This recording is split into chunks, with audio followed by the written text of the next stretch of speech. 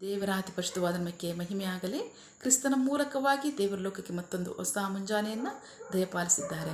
ಹಾಗಾಗಿ ನಾವು ದೇವರಿಗೆ ಕೃತಜ್ಞ ಹೃದಯ ಉಳ್ಳವರಾಗಿರೋಣ. ಈ ದಿನದ ಧ್ಯಾನದ ವಾಕ್ಯ 1 ಪೂರ್ವಕಾಲ ವೃತ್ತಾಂತ 4ನೇ ಅಧ್ಯಾಯದಲ್ಲಿ 9 ಮತ್ತು 10ನೇ ವಾಕ್ಯ ನಾವು ಓದಿ ಕಲಿತು ಪ್ರಾರ್ಥಿಸೋಣ. ಯಾಬೇಜನು ತನ್ನ ಸಹೋದರರಿಗಿಂತ ಘನವುಳ್ಳವನಾಗಿದ್ದನು. ಅವನ ತಾಯಿ, ನಾನು ಇವನನ್ನು ವ್ಯಥೆಯಿಂದ ಹೆತ್ತೆನು ಎಂದು ಅವನಿಗೆ ಯಾಬೇಜನೆಂಬ ಹೆಸರಿಟ್ಟಳು.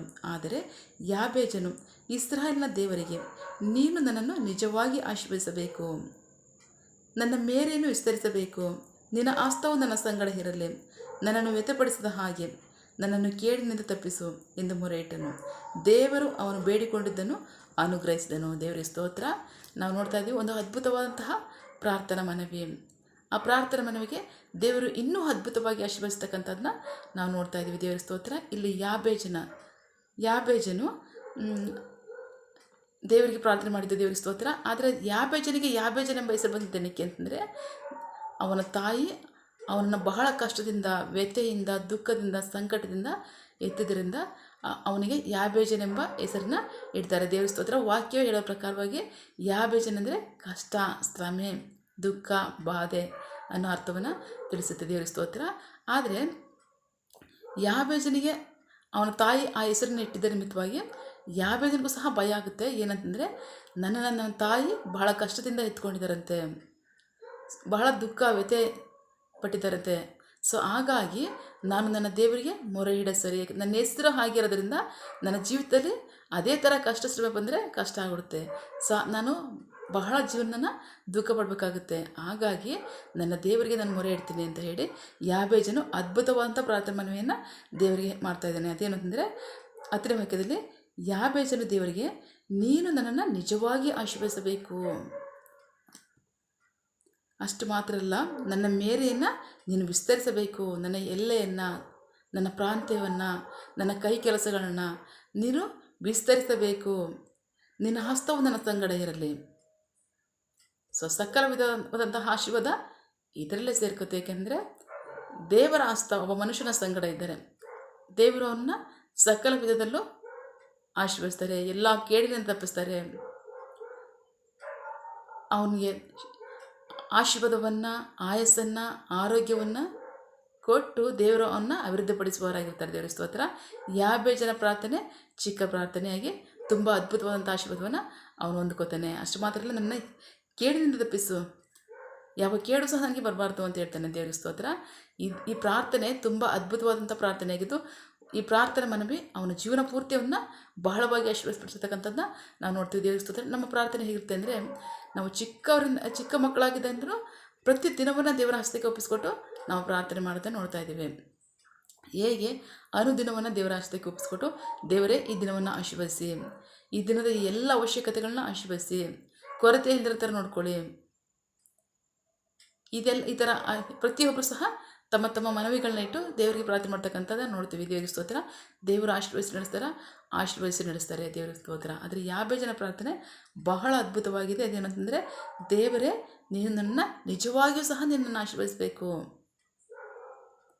ನನ್ನ ಮೇರೆಯನ್ನು, ನನ್ನ ಎಲ್ಲೆಯನ್ನು, ನನ್ನ ಪ್ರಾಂತ್ಯವನ್ನು, ನನ್ನ ಕೈ ಕೆಲಸವನ್ನು ನೀವು ಆಶೀರ್ವದಿಸಬೇಕು. ಅಷ್ಟು ಮಾತ್ರ ಅಲ್ಲ, ದೇವರೇ ನಿನ್ನ ಹಸ್ತವು ನನ್ನ ಸಂಗಡ ಇರಲಿ. ದೇವರು ಹೇಳಿದ್ದಾರೆ, ನಾನು ನಿಮ್ಮನ್ನು ಎಲ್ಲ ಸಂದರ್ಭಗಳಲ್ಲೂ, ಯುಗದ ಸಮಾಪ್ತಿಯವರೆಗೂ ಎಲ್ಲ ಸಂದರ್ಭಗಳಲ್ಲೂ, ಎಲ್ಲ ಸನ್ನಿವೇಶಗಳಲ್ಲೂ ನಾನು ನಿಮ್ಮನ್ನು ಕಾಪಾಡ್ತೇನೆ, ನಿಮ್ಮ ಸಂಗಡ ಇತ್ತು ಅಂತ. ದೇವರಿಗೆ ಸ್ತೋತ್ರ. ಹಾಗಾಗಿ ಅವನು ಹೇಳ್ತಾನೆ, ನಿನ್ನ ಹಸ್ತವು ನನ್ನ ಸಂಗಡ ಇರಲೇಬೇಕು, ನನ್ನನ್ನು ಕೇಡಿನಿಂದ ತಪ್ಪಿಸಿ ನೀನು ಕಾಪಾಡಬೇಕು ಅಂತ ದೇವರಿಗೆ ಮೊರೆ ಇಡ್ತಾನೆ. ದೇವರು ಅವನನ್ನು ಆಶೀರ್ವದಿಸ್ತಾರೆ. ಖಚಿತವಾಗಿ ಎಲ್ಲವನ್ನ ಆಶೀರ್ವದಿಸಿ ನಡೆಸ್ತಾರೆ. ದೇವರಿಗೆ ಸ್ತೋತ್ರ. ಆಗ ಯಾಬೇಜನು ತನ್ನ ಅಣ್ಣಂದರಿಗಿಂತ ಬಹಳ ಘನವುಳ್ಳವನಾಗಿ, ಐಶ್ವರ್ಯವಂತನಾಗಿ ಆತನು ಜೀವಿಸ್ತಕ್ಕಂಥದ್ದನ್ನು ನೋಡ್ತಾ ಇದ್ದೀವಿ. ದೇವರಿಗೆ ಸ್ತೋತ್ರ. ಹಾಗಾಗಿ ನಮ್ಮ ಪ್ರಾರ್ಥನೆ ಹೇಗಿರಬೇಕು ಅಂದರೆ, ಇದೇ ಥರ ಪ್ರಾರ್ಥನೆಗಳಿರಬೇಕು. ಅನುದಿನವನ್ನು ಕೊಟ್ಟಿರ್ತಕ್ಕಂಥವ್ರು ಯಾರಂದರೆ ದೇವರೇ ಆಗಿದ್ದಾರೆ. ಪ್ರತಿದಿನವೂ ಸಹ ನಮ್ಮ ಜೀವಿತದಲ್ಲಿ ಹೊಸ ದಿನವನ್ನು ಆಶೀರ್ವದಿಸಿಕೊಡ್ತಕ್ಕಂಥವ್ರು ದೇವರೇ ಆಗಿದ್ದಾರೆ. ಹಾಗಾಗಿ ದೇವರಿಗೆ ನಾವು ಇಡ್ತಕ್ಕಂಥ ಪ್ರಾರ್ಥನೆ ಮನವಿ ಇಂಥದ್ದೇ ಆಗಿರಬೇಕು. ನಿಜವಾಗೂ ಸಹ ನೀವು ನಮ್ಮನ್ನು ಆಶೀರ್ವದಿಸಬೇಕು. ದೇವರೇ, ನಮ್ಮ ಕೈ ಕೆಲಸಗಳನ್ನು ನೀವು ಆಶೀರ್ವದಿಸಬೇಕು. ನೀವು ನಮಗೆ ಕೊಟ್ಟಿರ್ತಕ್ಕಂಥ ಕೈ ಕೆಲಸಗಳನ್ನು, ಬಿಸ್ನೆಸ್ಸನ್ನು, ಸೇವೆಯನ್ನು ನೀನು ಆಶೀರ್ವದಿಸಬೇಕು. ನಮ್ಮ ಮೇರೆಗಳನ್ನು, ನಮ್ಮ ಎಲ್ಲೆಗಳನ್ನು ವಿಸ್ತರಿಸಬೇಕು. ನಿನ್ನ ಹಸ್ತವು ನಿರಂತರವಾಗಿ ನಮ್ಮ ಸಂಗಡ ಇರಬೇಕು. ಅಷ್ಟು ಮಾತ್ರ ಅಲ್ಲ, ನಮ್ಮನ್ನು ಕೇಡಿನಿಂದ ತಪ್ಪಿಸಿ ನೀವು ಕಾದು ಆಶೀರ್ವದಿಸಬೇಕು. ದೇವರಿಗೆ ಸ್ತೋತ್ರ. ಈ ಪ್ರಾರ್ಥನೆ ಬಹಳ ಅದ್ಭುತವಂತ ಉತ್ತರವನ್ನು ಕೊಟ್ಟಿರ್ತಕ್ಕಂಥದ್ದನ್ನ ನಾವು ನೋಡ್ತಿದ್ವಿ. ಪ್ರಾರ್ಥನೆ ಹೀಗೆ ಸುಂದರವಾಗಿ, ಸ್ಪಷ್ಟವಾಗಿ, ಆಶೀರ್ವಾದಕರವಾಗಿ ಇರಬೇಕು. ಸೊ ದೇವರಿಗೆ ಸ್ತೋತ್ರ. ದೇವರು ಅದನ್ನು ಆಶೀರ್ವದಿಸಿ ಅಭಿವೃದ್ಧಿಪಡಿಸುವವರಾಗಿರ್ತಾರೆ. ದೇವರಿಗೆ ಸ್ತೋತ್ರ. ದೇವರು ತಾನೇ ಇದರ ವಾಕ್ಯಗಳ ಮೂಲಕವಾಗಿ ನಮ್ಮ ಸಂಗಡ ಮಾತನಾಡಿದ್ದಾರೆ, ಆಶೀರ್ವದಿಸ್ತಾರೆ. ನಾವು ಪ್ರಾರ್ಥಿಸಿಕೊಳ್ಳೋಣ.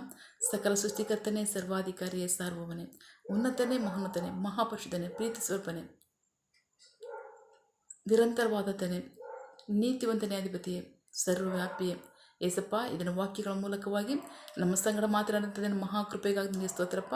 ವಾಕ್ಯದ ಪ್ರಕಾರವಾಗಿ ಕರ್ತನೆ, ನಾವು ದೇವರೇ ನಿಮ್ಮಲ್ಲಿ ಅದ್ಭುತವಾದಂತಹ, ಸುಂದರವಾದಂತಹ ಮನವಿಗಳನ್ನ ಇಟ್ಟು ಯಾಬೇಜನು ತನ್ನ ಪ್ರಾರ್ಥನೆಗೆ ನಿಮ್ಮ ಮೂಲಕವಾಗಿ ಬಹಳವಾಗಿ ಆಶೀರ್ವಾದಪಟ್ಟಿರ್ತಕ್ಕಂಥದ್ದನ್ನ, ನಿರಂತರವಾದ ಆಶೀರ್ವಾದವನ್ನು ಹೊಂದ್ಕೊಂಡಿರ್ತಕ್ಕಂಥದ್ದನ್ನ ನಾವು ನೋಡ್ತಿದ್ದೀವಪ್ಪ.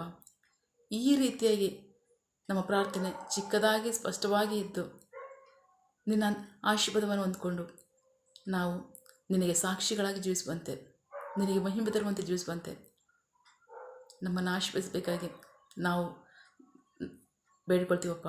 ದೇವರೇ, ನಿನ್ನ ಜನರು ಕೈ ಇಟ್ಟು ಮಾಡ್ತಕ್ಕಂಥ ಕೆಲಸವನ್ನು ಆಶೀರ್ವದಿಸು. ಅವರ ಅವಶ್ಯಕತೆಗಳನ್ನ, ಅಗತ್ಯಗಳನ್ನ ಪೂರೈಸು, ಕೊರತೆಗಳನ್ನ ನೀಗಿಸು ಅಪ್ಪ. ಅವರು ನಿರೀಕ್ಷಿಸುವ ಕಾರ್ಯಗಳು ತಕ್ಕ ಸಮಯದಲ್ಲಿ ನಿನ್ನ ಚಿತ್ತಾನುಸಾರ ಅವ್ರಿಗೆ ಹೊಂದ್ಕೊಳ್ಳಿ. ನೀನಾಗೆ ಮಾಡುವುದಕ್ಕಾಗಿ ಸ್ತೋತ್ರ. ನಮ್ಮ ಪ್ರಾರ್ಥನೆ ನೀವು ಕೇಳಿದ್ದೀರ, ಅದನ್ನು ತಿಳಿಸ್ತಿರೋದಕ್ಕಾಗಿ ಸ್ತೋತ್ರ.